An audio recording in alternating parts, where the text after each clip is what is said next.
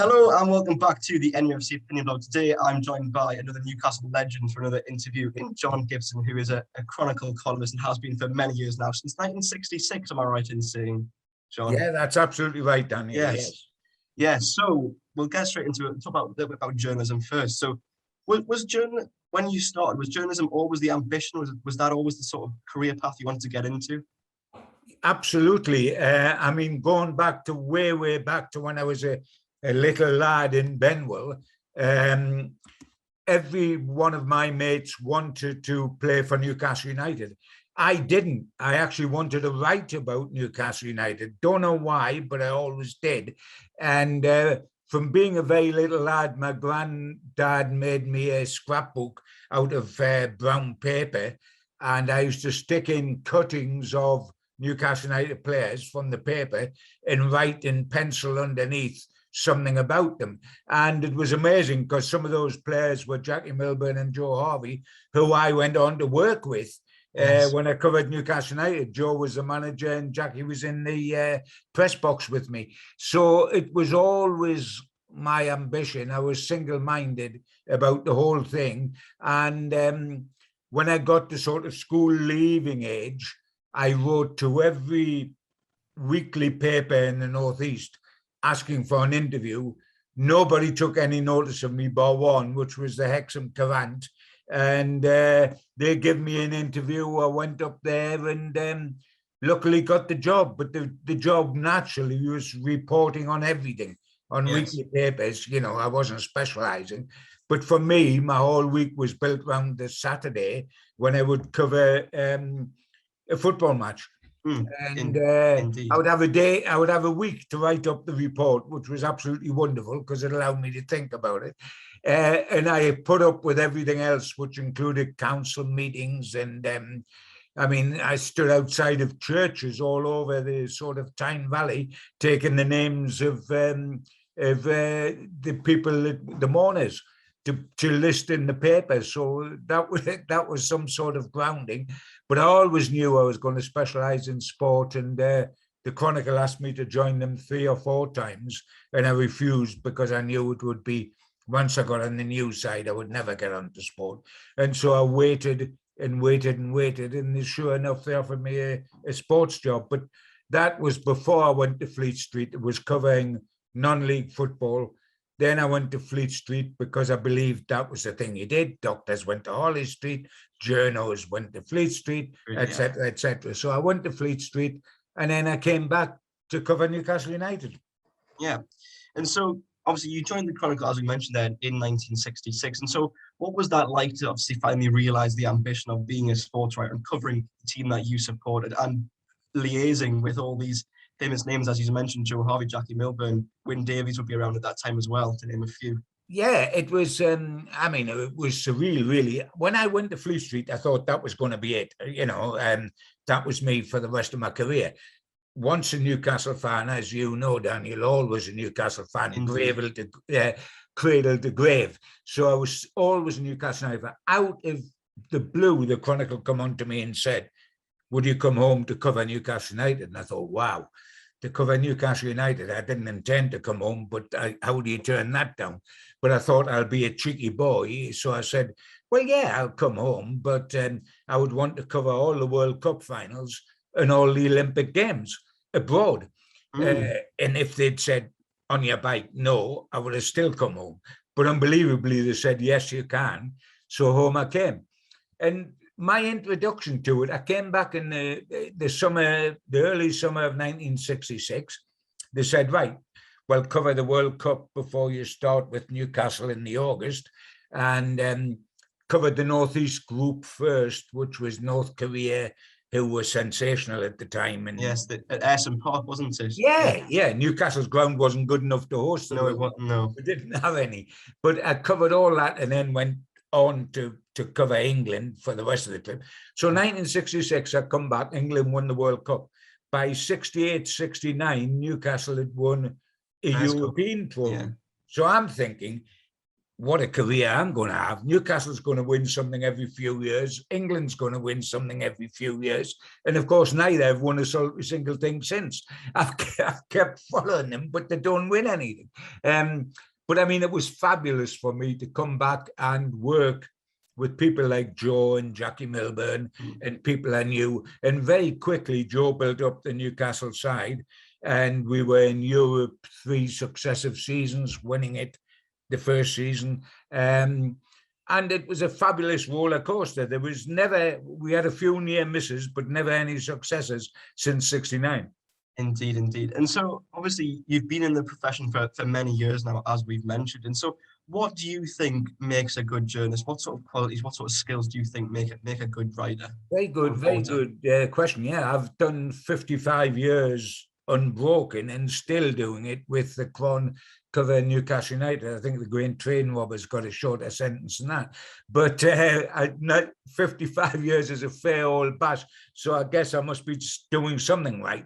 The things I've found that really stand out, apart from the obvious, trying to develop and improve and polish your writing skills, is you've got to be very dedicated, and you've got to be dedicated to the extent that you can't dictate your hours. It's not a 9-to-5 job.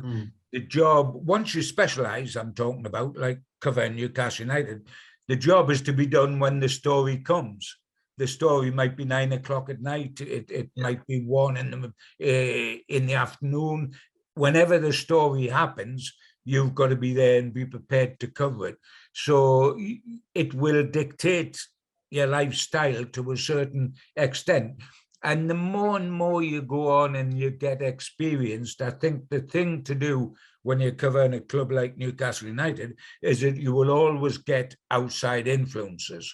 The owner or the chairman will want to dictate what you say about the club, so will the manager, etc., etc. And you cannot afford to be intimidated. You must, the person you've got to be true to is yourself, because by being true to yourself, Daniel, you're true to your readers or your listeners, because you're giving an honest opinion, you're not giving the party line. And that has been with me the whole of my career, and is particularly with me now when we have a regime that we don't automatically adore, i.e. Mike Ashley, and i.e. for a lot of fans, Steve Bruce.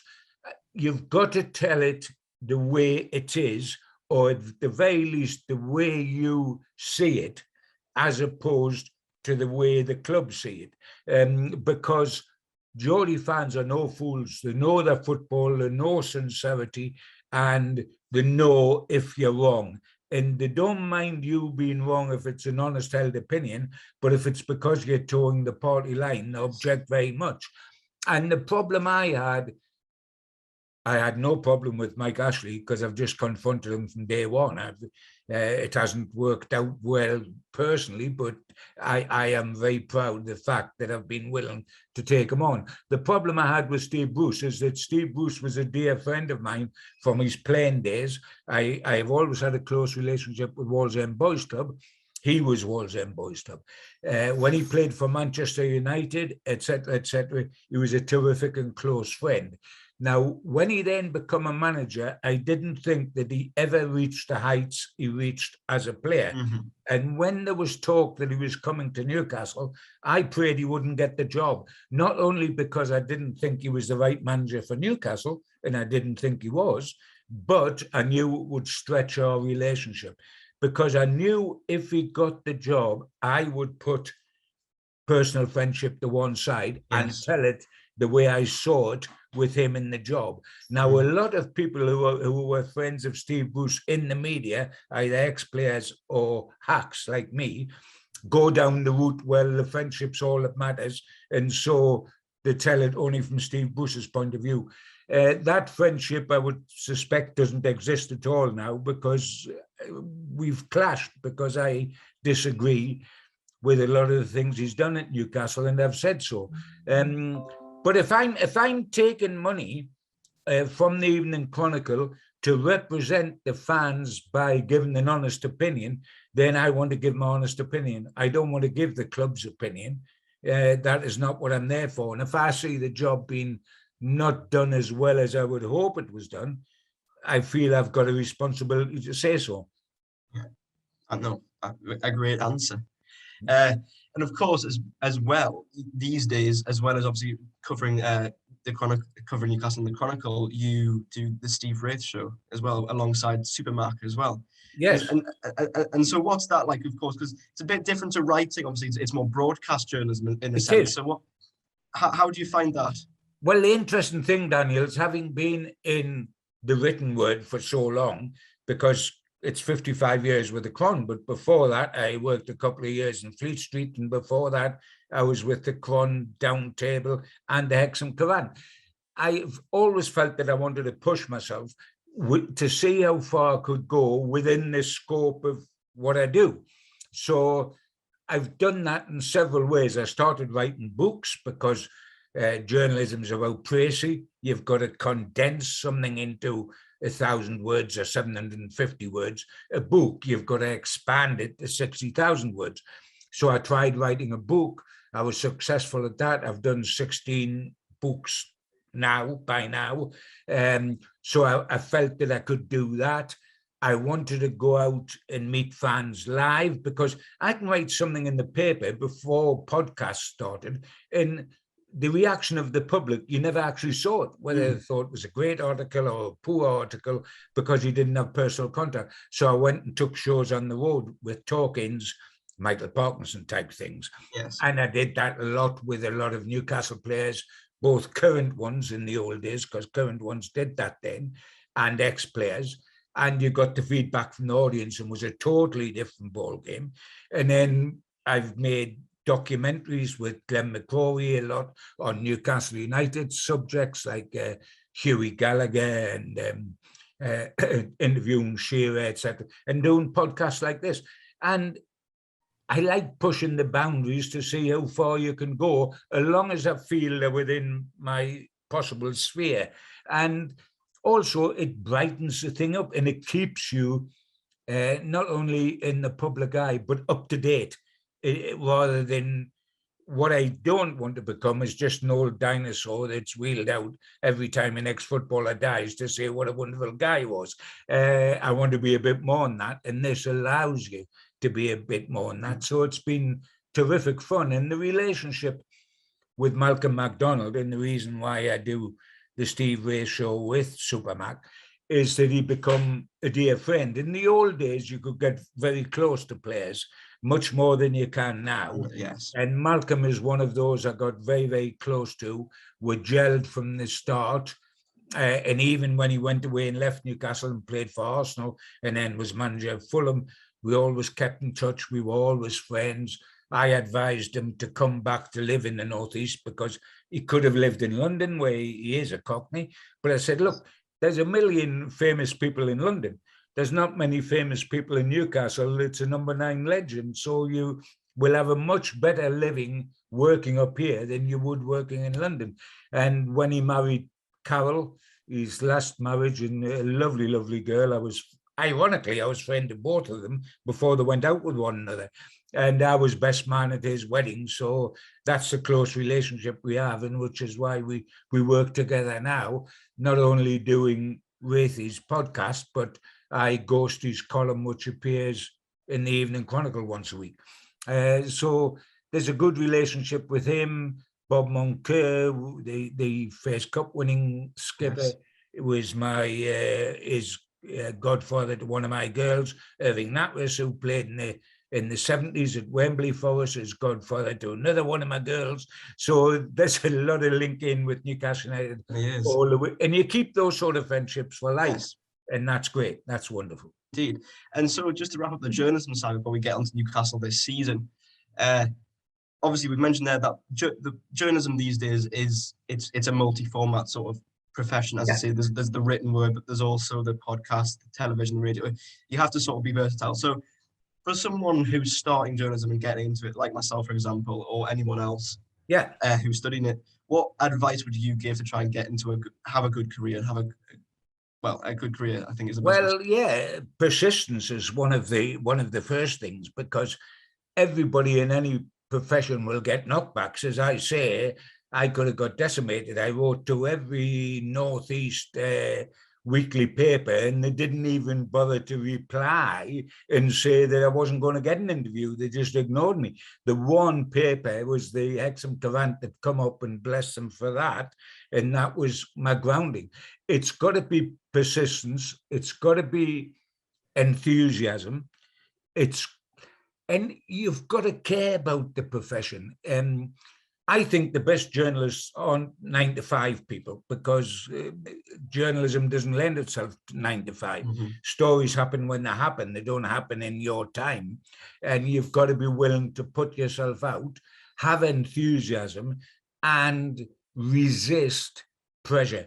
And I don't think you would get it to start with, Daniel, if you were just going onto a newspaper and covering news, etc. But if you began to specialise, and you happen to be in sport, and you specialise in a club like Newcastle United, then you will get pressure, because club chairmen, club owners, managers will unquestionably try to influence your thoughts and what you put out there.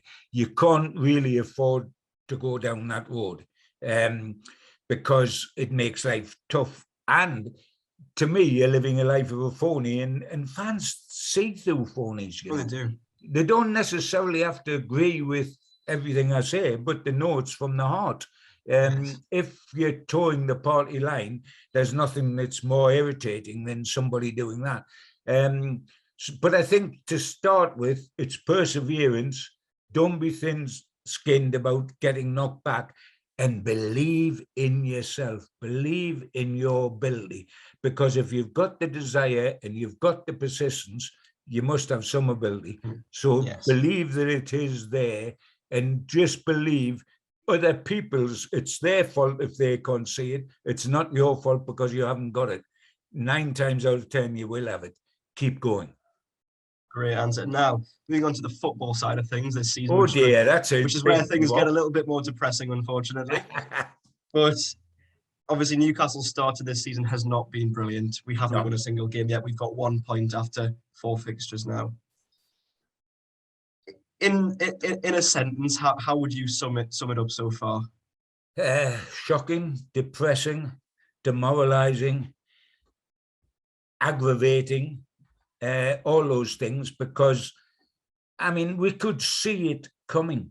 Yes. That is what is really frustrating, is that at the end of last season, when we were relieved and delighted to have survived and realized we just did it by 2 things that happened in January, which was the signing of Joe Willock and the signing of Graham Jones to be coach. He had a great influence behind the scenes. Willock had a great influence on the park. But when we got to the end of last season, there was relief, but we knew that we escaped. We'd had about 20 games with 2 wins, something like that. It was an awful run. It was dreadful, and it was awful to watch. So we knew we'd escaped. So this is our opportunity to do something about that. We had to improve the squad. The only trouble is, we had an owner who doesn't care in the good days. In the bad days, when he wants out and he wants to sell, he's so disinterested, he's not even going to turn the garden over outside his own house. You know, he's going to just ignore and neglect everything. We have a manager that is unpopular with fans for several reasons. Following Rafa Benitez didn't help. Rafa Benitez had a huge CV. Steve Bruce hasn't anything like that sort of CV. There's a feeling amongst fans that he's a yes man and tolerates what Ashley says to him. Consequence, in the summer, we got Willock back. That was wonderful. And we've got him permanently. That was great. But we were told that we've got to be grateful for that. Certainly, Ashley told Bruce that he had to be grateful for that, because Bruce has told us many times, well, clubs at Premier League level can't be grateful for getting 1 player. And all getting Willock did, however good he is, is make us exactly the same squad as we were at the end of last season, minus a striker because Andy Carroll had gone. So minus a body and a striker. And that told us, one, we had absolutely no cover for Callum Wilson. Two, in midfield, we lacked legs totally. A typical example when he plays as Shelby, who can't get round the park. We've got nobody quick in the middle of the park. And there's more holes in the defence than there's in the calendar. I mean, we've got 6 central defenders, and it doesn't matter which 3 picks out the 6. We know they leak goals. The evidence is that they've leaked 12 goals in 4 games. Yes. Callum Wilson is a wonderful, wonderful striker who cannot stay fit. Yes, who can't. And 4 games in, we're now facing he could be out till the end of October. Now, that shouldn't surprise us. It shouldn't surprise Steve Bruce, and it shouldn't surprise Mike Ashley, because that's the way it was last season, injury-wise. But we've deemed it not necessary to have cover for him up front.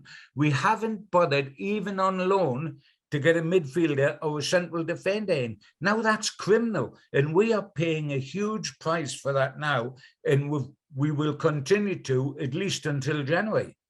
Yes, this is the issue, the fact that obviously we brought Willer back in, but apart from that, we've stayed still, whilst other teams around us have gone on to... Daniel. Totally. Yes, have gone on to improve their squads. And so obviously last season, we know, of course, how that went, and we did escape in the end, but there was that awful run. And given the fact that the squad is no better this year, do you see this season being another tight, nervy one where we might just escape again if not go down? Yes, I do. And it hurts me to say that, having covered Newcastle for 55 years and been a fan since I was a little lad on the terraces. My Uncle Frank used to take me to walk from Benwell all the way to Big Lamp down to St. James's Park and stand at the Leazes Inn. I've been starry-eyed from those days onwards. And to say what you say about Newcastle breaks your heart, really. But I think this is going to be a greater fight against relegation than last season was. For example, Steve Bruce didn't face any backlash during that 20-game run of 2 wins because there was nobody in the grounds. Mm-hmm. There are people in the ground now, and they're not going to stand placidly and watch Newcastle lose game after game after game after game. And everybody's a little bit older. If you take our central defenders, they're all around 30 or above mark age-wise. We've got no legs in the middle of the park outside of Willock, and we've got no cover up front. We give somebody like Dwight Gale a new 3-year contract at the age of 31, then Bruce doesn't even put him on as a sub for 1 solitary minute of the 4 Premier League games we've played. Why has he got a 3-year contract? I mean, the only reason it's baffling, isn't it? It's completely baffling. It's ludicrous. It is absolutely ludicrous. The answer supposedly is because Ashley just want pegs filled, the 25-man squad. Until he can get rid of this club that he no longer wants to be. And he just wants the pegs filled. So it's cheaper to keep Gale there to fill 1 peg than it is to buy somebody to go in his position, because you've got to shell out money. But then you've got the exact opposite, that Bruce has no intention, obviously, of using Gale unless a dire emergency arises, because he's never put him on for 1 minute. Joe Linton has played in every game this season, in virtually 90% of the games since he come, either starting or getting on. And his goal-scoring record, I'm not having a go at him as a guy or as a player out wide, but his goal-scoring record's abysmal. And we do not play Gale for 1 second. I'm not meaning he's the answer by any means, but he can score goals, and we need goals. As much as Dwight Gale isn't probably cut out for the Premier League anymore, he still has that natural striker ability that Joe Linton doesn't have, certainly. Yes. And don't you think, Daniel, I mean, I don't think it's just me, but on the odd time you see him come on, which is normally in a cup tie or something like that, yes, Gale, his body language tells you that he's sick, he's fed up, he's disillusioned. He's not bubbling. He's not like, let me get out there and burst balloons. And he looks like he's got the cares of the world on his shoulder, like he knows that he's not getting selected on merit, that he's just filling a gap because there's nobody else. He's just taking the squad number, that's all. He's just taking the squad place. Yes, so the spirit of the thing is not good. And the centre-halves, I mean, it is absolutely ludicrous. What annoys me with the centre-backs is that obviously, and I know we have to move on from now previous manager Rafa Benitez, and obviously that isn't the past because he's now at Everton, but under him, we had largely the same centre-halves as we do now. Correct. And they were tight defensively. They didn't concede many goals. And all of a sudden, now they do. So what's gone wrong there? Well, one, because they were coached by Benitez, who was an excellent coach, and they're not now coached by Benitez. Jones's strength in coaching attack. Is the attack, a midfield in the attack, not the defense. You would think Steve Bruce, having been a magnificent centre-half at Newcastle United, would be able to organise that bit of it quite easily. But it is, you're quite right. All right, they're a year or maybe it's 2 years older, but you don't lose it that quickly. They are not organised. And I think a lot of it, is to do with the skipper. Lascelles is so aware of his own limitations that he doesn't want any space left around him. He plays deeper and deeper and deeper because he's worried about the space behind him, people running into it. So he's almost playing on the toes of the goalkeeper. And he wants a 3 because he wants the other 2 at his shoulders so nobody can run down the sides of him. And consequently, we feel deeper and deeper and deeper and tighter and narrower, and we get murdered on the wing backs, who when they're Murphy and Ritchie, aren't defenders at all, they're attackers. I mean, I like Jacob Murphy personally as a midfield winger. I think he's a very good winger, but he's not a fullback. That's absolutely correct. That's absolutely correct. And we are so narrow because, I mean, Lascelles doesn't want to get pulled outside of the width of the posts. He just wants to play between the posts. He doesn't like getting out onto the wings or getting dragged out there because he's exposed around them. And he dictates how we play at the back, but we haven't. You can throw any of the, and by the way, we do. We dropped 2 out-and-out centre-halves in the last game to play Hayden, who's a midfielder, at the back, and we still let 4 in.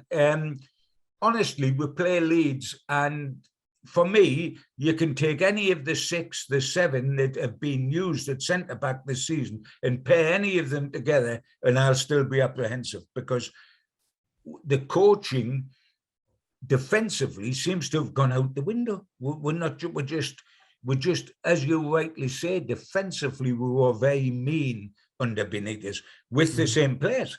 Exactly the same players. Even Jamal Lascelles, when Benitez first came, this was a man who was rallying the dressing room, of course, and he was shouting at other players and trying to get them into shape. But even and at the end of Benitez's first season in the Premier League, when we got promoted again, was being touted for England in the World Cup squad.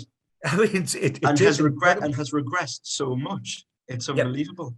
But I mean, in lots of ways, Daniel, it's not just him. He has. But if you can look at quite a few players, I mean, Sean Longstaff and Matty Longstaff, you can look at Almiron until he had the great game that he had at Manchester United. He was brilliant against Manchester United, Almiron. But they've gone backwards. Instead of progressing, they've gone backwards. The 2 Longstaffs, they've all, Almiron, they've all taken little steps or large steps back rather than progressed. And it's now frightening. And what we do with Callum Wilson out, say, until the end of October, when so much then rests on Sam Maximin, who we know can easily get fed up, is and injured as well. He can get injured himself because he gets kicked in every game as well. Absolutely. He's very injury prone because he takes a lot of kicking. He's very much likely to sort of get disillusioned and chuck his hand in. And at the moment, he's got every reason to get disillusioned because it's all on him. It's all on him. Totally. And Almiron, where's he played? He's played, it's quite obvious. You look at his body language. forget the Manchester United game. His body language has been poor, as was Dwight Gale's, and as for me, by the way, it was Fraser. His body language is as if they're depressed, as if they've got all the cares of the world on their shoulders. And I think Almiron, Steve Bruce must look at him and decide, I've got to have him in the team because he does so much running and he tries to get the ball up the field and he's an outlet. And then he doesn't know where to play him, whether to play him as a winger, whether to play him as a 10, whether to play him as an 8, what to do with him, apart from the fact that he must be on the team sheet. And I think the kid's getting disillusioned. I mean, because he's thinking, what am I? What am I supposed to be in this side? And really, the longer we talk, Daniel, we'll end up at the end of this podcast cutting our throat and being relegated automatically into the Championship. It wouldn't surprise me, John. It wouldn't, unfortunately. It's the way things are going. But to sort of sum things up then, and actually move away from this season specifically and not just look at Newcastle as a club in general, I don't want to mention the T word, the tick, because no one knows what's going to go there, and we're all sick of it. And yes, we are. It's draining and frustrating. But if in an ideal world, and with Mike Ashley not as owner of this club anymore, what would you like Newcastle United to look like and be like as a club?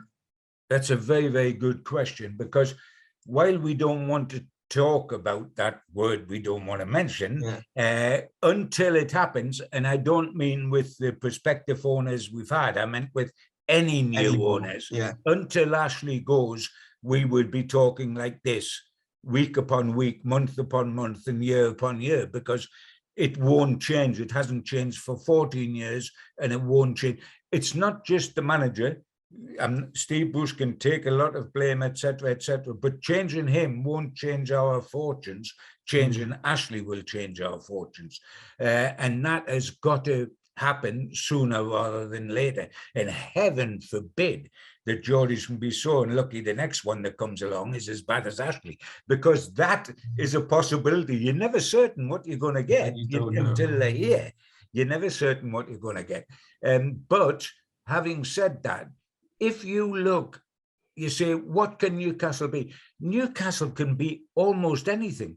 If the Manchester City owners had taken over Newcastle United, they nearly did until Ashley put the price up. With the fan base that Newcastle United have got, I mean, what were they doing going and taking over Manchester City? They weren't even the best club in their own city. Manchester United were. Why didn't they come and take over Newcastle, who's in their own city, one club, and have, I would say, and I'm biased, more fervent fans than Man City have? We could have easily been as big as any of them, which I think was the reason the so-called Elite Six were against the takeover happening, because they didn't want an Elite Seven, they wanted an Elite Six, and we would have forced our way in.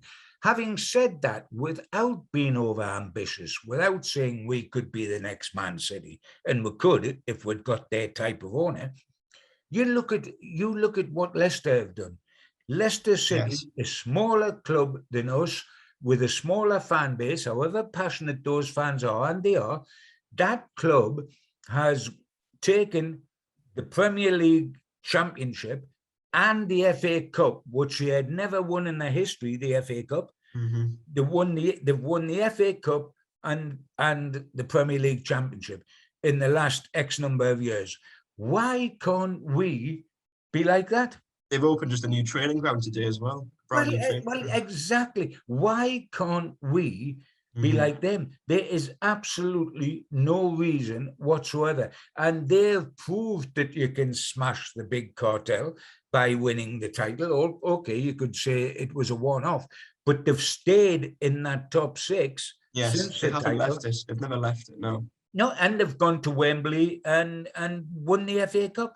Now, what would we give for that sort of thing? And yet it must be galling to every Newcastle fan that Newcastle United are now looking up at Leicester City. Yes. And, it is. And what worries me, Daniel, is that there's going to be a generation of Newcastle United fans, and there probably already is with their dads, who are never going to see Newcastle win anything.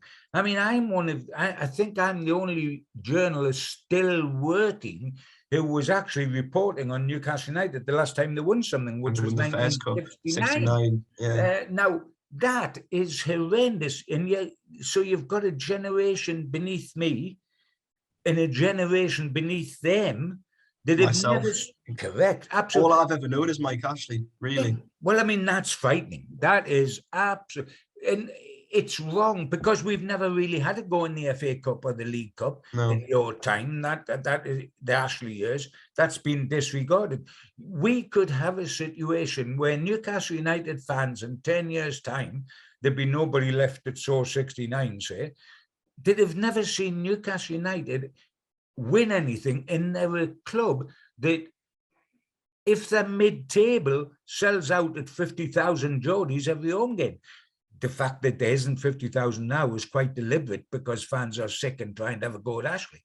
But there's a generation that will fill St. James's Park with their passion for the black and whites who have never been in...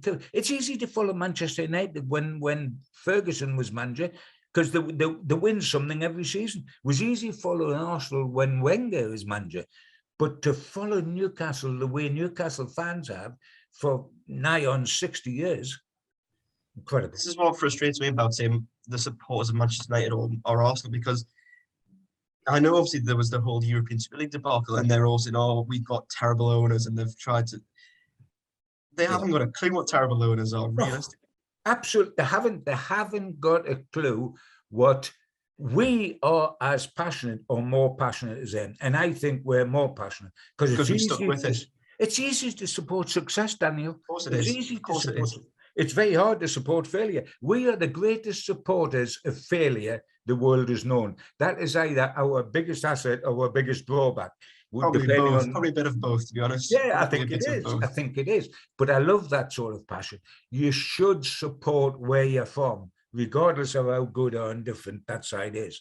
And the Geordies are brilliant at doing that. But it's about time they got some encouragement. We got fleeting encouragement under Kevin Keegan when the entertainers were built, which was absolutely wonderful and vibrant. And I'm so delighted because I was part of the Magpie group that made that happen, Sir John Hall's Magpie group. Yes. So that was wonderfully entertainment to see. And we got a bit of it again with Sir Bobby Robson when we went taken right from the bottom up to third top with Bobby, second top with Kevin. So we got, ironically, neither manager got silverware. That is absolutely incredible when you think they didn't win any silverware. They didn't win the FA Cup or League Cup. It's unbelievable. But we got second and third in the Premier League under those two. But those two apart, we've had a succession of Alan Pardew's and Joe Kinnear's and John Carver's and Steve Bruce and Steve McLaren. This is Ashley's idea of giving us good managers. I mean, you know, Benitez was an accident and he couldn't get him out the door quick enough. Benitez approached Newcastle, I think, is the actual line as well. So Benitez came to us rather than we went looking for him.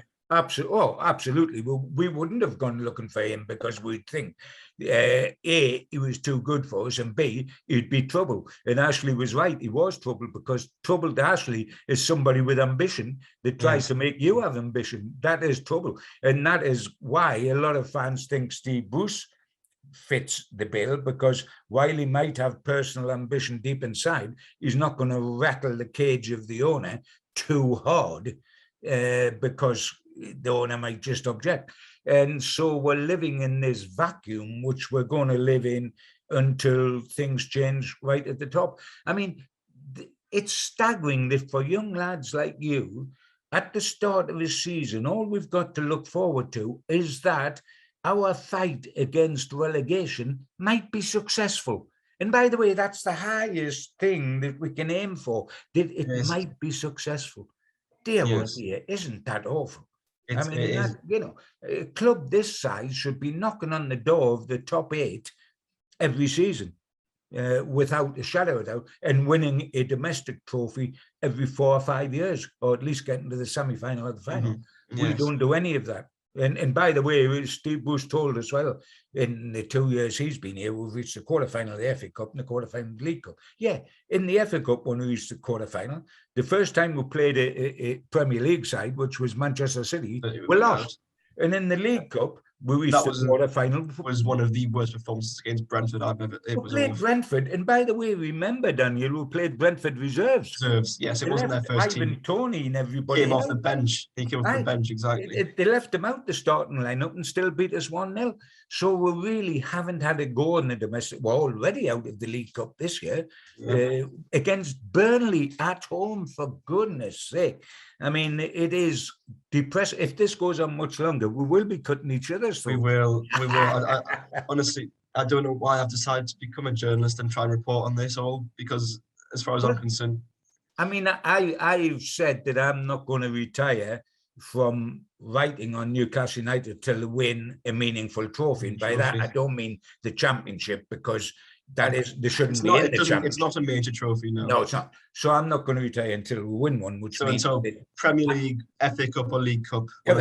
Correct. And to do that, you will be coming to my 100th birthday party, because I'll still not be retired and still waiting to see us. But I mean, the absurd thought that in your lifetime, you might not see Newcastle win something. I mean, I'm certain that you will, because we'll get. I'm 20, so I've still got some time left. I think, yeah. But I tell you what, if you go from 69 to 2021, we haven't won one, and we don't look at the moment like winning one at all. So it can be frightening. It can be. But no, I'm an honest believer. At the end of the day, once we get rid of Mr. Ashley, my cup will be half full, whereas at the moment it's half empty. Yes, no, I fully agree, John. That's a fantastic way to wrap up the interview. Thank you very much. It's been my pleasure. Lovely to talk to you, Daniel. And you, John. Thank you. I see you in the press box at St. James's Park. I hope so. You with a big cigar and a bottle of champagne, celebrating Newcastle and writing about it. I'd love to think so. I would. Thank you all very much for watching. And how are the lads? Absolutely. Keep the faith, my friend. Keep the faith.